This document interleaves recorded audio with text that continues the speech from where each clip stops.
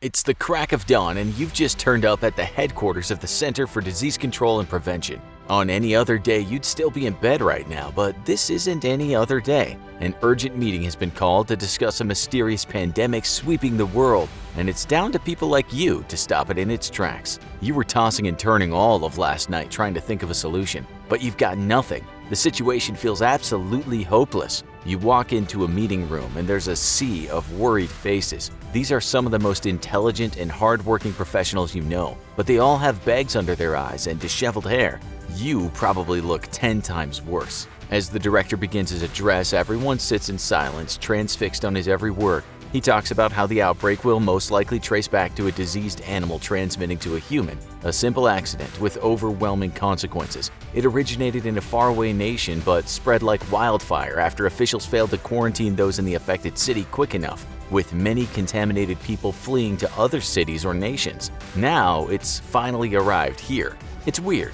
Failed quarantines, rapid spreading, origins in animals, it's all sounding strangely familiar, yet you can't put your finger on why. It's like you've lived through this before, but you can't have. Sure, there have been a few outbreaks of disease in your lifetime, but that's not what you're thinking of. And that's when it hits you. You almost jump up in the meeting with excitement. You have lived through this before, only not in the real world, in World of Warcraft. Back in your awkward teenage years when you still had the time to devote to something other than working for the CDC, you'd spend endless hours on that game, and you'd never forget the scenes that went down when an unexpected plague broke out. A new raid for highly skilled players had been launched, and you're not embarrassed to admit that you were one of the first players to give it a go. It was only for users of a certain caliber, but of course that included you. And so, along with 19 other players, you headed off to a dungeon called Zul'Gurub. You ventured into the deepest realms of the jungle, fighting off various trolls along the way, but you knew you were yet to meet your greatest enemy. After heading deeper and deeper, you finally found the dungeon and your adversary, a giant winged serpent called Hakkar the Soul Flayer, an ancient blood god. Now it was just between him and all of you. Eyes on the prize, you were ready to give everything you had to defeating this monster.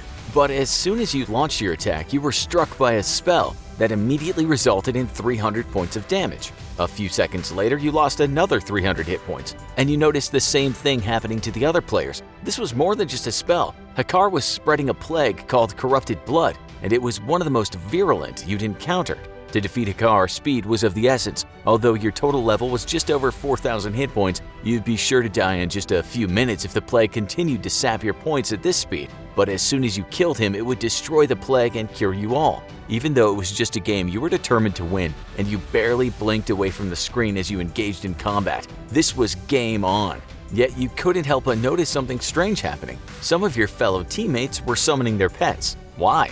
Pets weren't going to help you win this fight. It made no sense, and it was annoying that they weren't trying as hard as you, but whatever, head in the game. After just a minute or two of fighting, all the players in your raid were losing their hit points rapidly. Everyone had caught the plague, either directly from Hakkar or from each other. You watched hopelessly from your swivel chair as your character on screen began to gush blood. But Hakkar was losing his strength too. If only you could carry on for a few seconds longer. Finally, the serpent fell to the ground and you breathed a sigh of relief. Hakkar was dead, and like magic, the plague had vanished. You were still extremely weak and down to your last few hundred hit points, but at least now you could heal. You began to make your way out of the dungeon, another quest done. That was that. At least, that's what you thought. You arrived in a nearby city expecting to find life going on as normal, but instead, there was complete mayhem. Throngs and throngs of players on screen were bleeding and dropping to the floor, dying before your eyes. Skeletons were scattered all around. Straight away, you suspected that this was the Corrupted Blood Plague.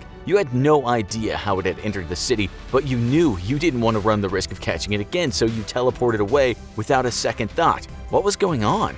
In 2005, the game's developer Blizzard didn't think they were doing anything revolutionary when they introduced a new dungeon raid into the popular World of Warcraft game. All they wanted to do was create a challenge for high-level players, so they created a plague, something that would aggressively tear down the health of the players until they defeated the character transmitting the plague. Because the opponent had to be defeated quickly, it added an extra layer of difficulty. The spell should have resulted in one of two possible outcomes: the players dying of the plague or Hakkar being killed. Simple, right? Except it wasn't. Blizzard had missed one essential detail that allowed the disease to spread outside of the dungeon, creating the first virtual pandemic known to man. As well as a technical glitch, Blizzard made another fatal error. They assumed players wouldn't want to spread the disease, a logical assumption. There was no rational reason to spread the disease. The problem is that humans aren't always rational. The company had unwittingly created the perfect environment to safely study a pandemic, a complex virtual environment with millions of real people making decisions. The more you thought about it, the more similar it seemed to what was happening in the real world, although now, slightly more was at stake. Maybe you could apply some of the lessons learned.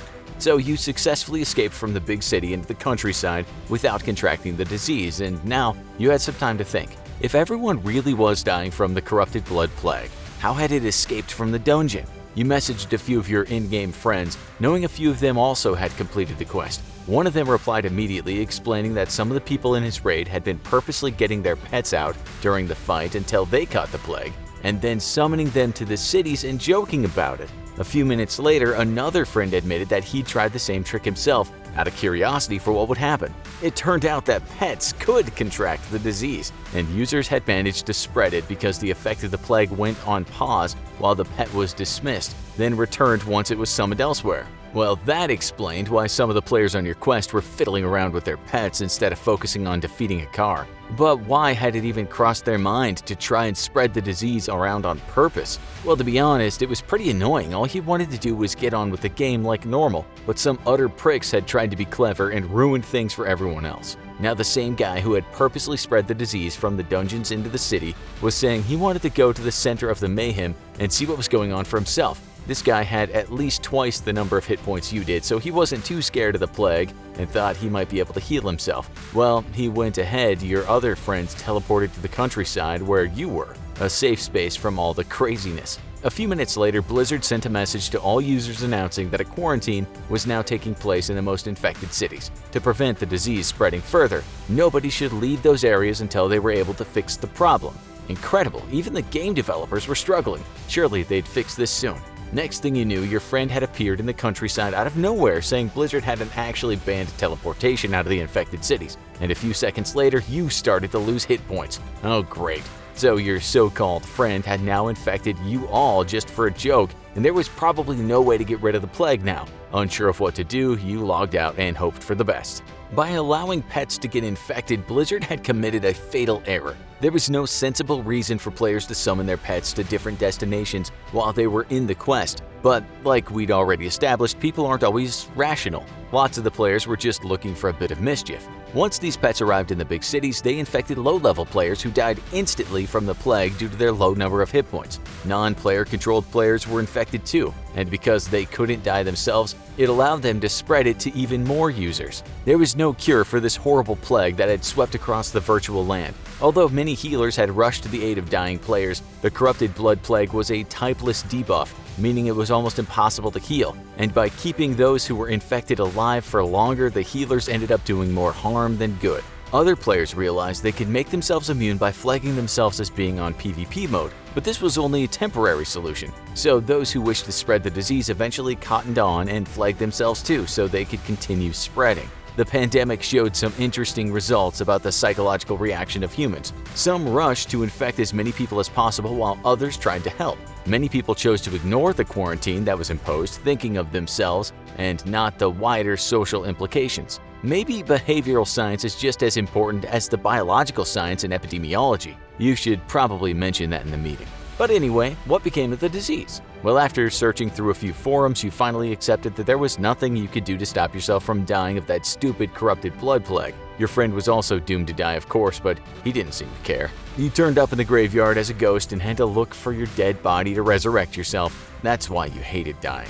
By the time you resurrected yourself, a few hours had passed, but the pandemic was still spreading around like wildfire. Feeling you couldn't trust anyone, you looked for another remote corner and decided to wait it out without alerting anyone about your whereabouts. After browsing a few forums, you saw other users posting screenshots of some of the towns that had been quarantined, where the pavements were still white from the vast number of skeletons. It seemed like everyone was still ignoring the quarantines too. What was going to happen?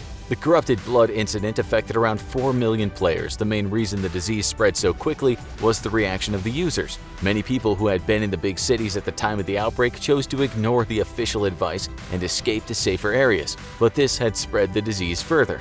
One tiny accident had snowballed beyond belief. and it had done so extremely quickly. The root cause of the plague had been animals, but it had spread further because of humans, and that sounds very familiar too. Of course, the stakes are higher in real life. Hopefully, not many people would try to spread a disease on purpose just for a laugh, but it only takes one crazy person to cause a world of damage, and almost as dangerous are those who ignore official warnings and spread the disease unwittingly.